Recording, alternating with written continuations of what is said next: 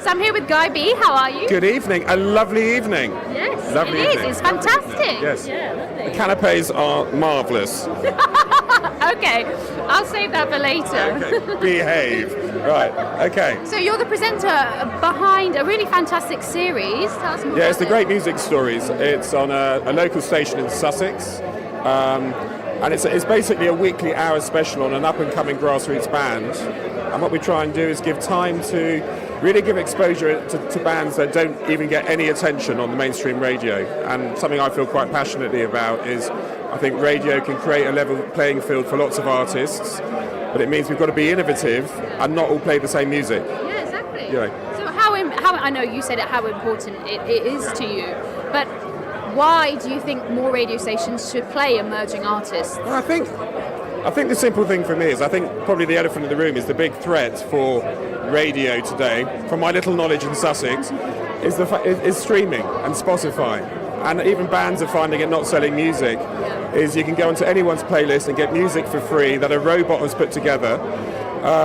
So if radio stations are playing playlists that the computer's choosing, why tune in?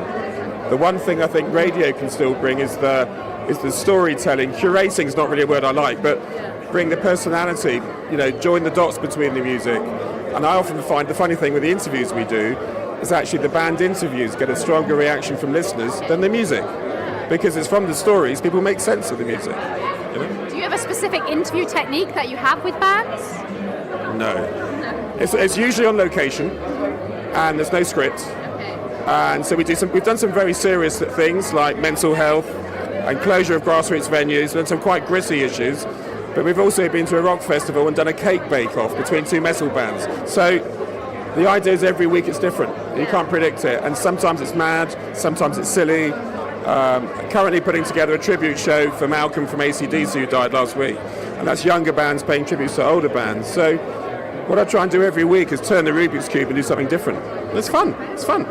That's what happens when you have no script. You have the freedom to do whatever and just work with the energy with the people that you're interviewing. And I think tonight, the Radio Awards tonight, I feel very honoured to be here. It's a marvellous coming together of big names and big stations and big production companies. But, I broadcast on a volunteer station in Sussex. And you're often quite handicapped. You sometimes feel you've got to run 3 times as fast to stay up because you've got no budget, no resources. It's all being run on willpower.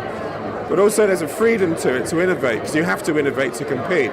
And I actually think some of the most original radio at the moment is actually coming from the grassroots.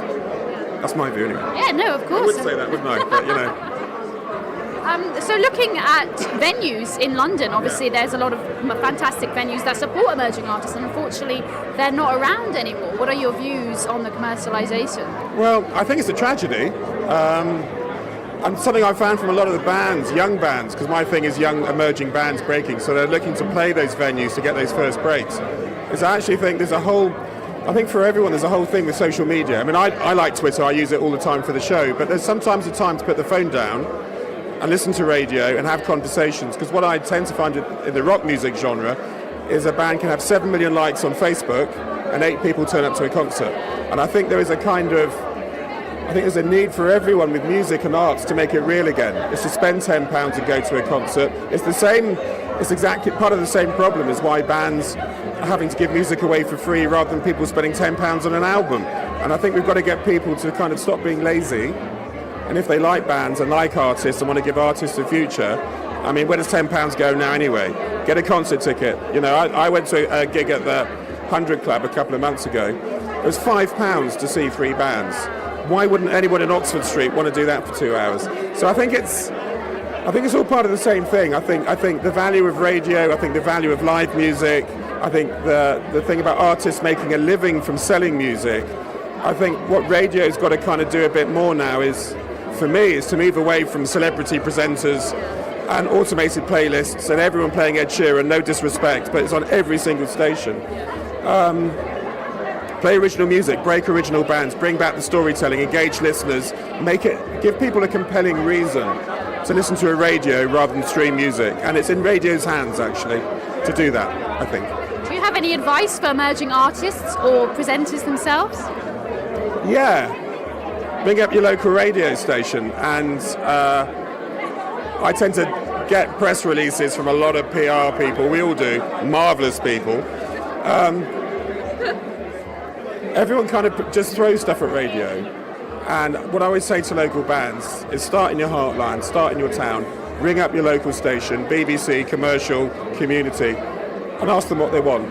And ask how you can work together, and understand how the station works and how producers work, rather than just throwing stuff at them. Because I think radio stations like to support local bands, but I think as a radio producer myself, I enthuse with people that want to know how they can help the show, rather than people just want to spam me with new singles.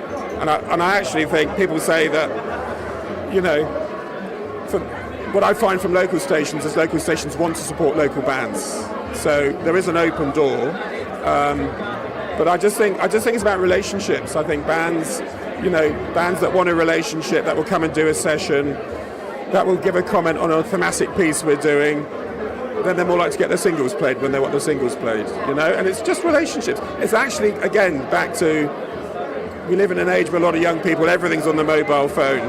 Nothing is better ultimately than face-to-face or a telephone call. And I think everyone needs to do a bit more of that and make it real again. And that's what radio can and should be about, I think. Thank you so much for talking to us. Marvellous, thank you.